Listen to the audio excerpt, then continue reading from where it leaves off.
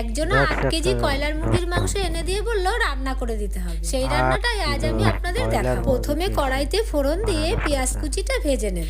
এবার রসুন বাটা দিয়ে ভালো করে মশলাটাকে একটু কষিয়ে নিয়ে টমেটো কুচিটা দিয়ে দেব। এবার ভালো করে নাড়াচাড়া করে পরিষ্কার করে ধুয়ে রাখা মাংসটা এর মধ্যে দিয়ে দিতে হবে। অনেকেই ভাবতে পারেন কয়লার মুরগি, আবার আমাদের এখানে এই মাংসটা পাওয়া যায়, এটা কিন্তু ব্রয়লার মুরগি না। এদিকে আদা বাটা, হলুদ, শুকনো লঙ্কার গুঁড়ো আর লবণ দিয়ে মাংসটাকে ভালো করে কষাতে হবে। আজ আমরা দুজনে মিলে এই রান্নাটা আপনাদের দেখাচ্ছি, কারণ ডাক্তারবাবু আমাকে ভারী কাজ করতে মানা করেছে, সেই জন্য আমি নিজে হাতে সব কাজ কিন্তু করতে পারছি না। এদিকে মাংস কষানো হয়ে গেছে, এবার পরিমাণ মতো জল আর কেটে রাখা আলু দিয়ে ভালো করে ফোটাতে হবে। বেশ কিছুক্ষণ ফোটানোর পর মাংস রেডি হয়ে গেছে। এবার গরম মশলা দিয়ে নামিয়ে নেব। এই রান্নাটা যদি আপনাদের ভালো লাগে, লাইক, কমেন্ট, শেয়ার এবং চ্যানেলটিকে সাবস্ক্রাইব করে আমাদের পাশে থাকবেন।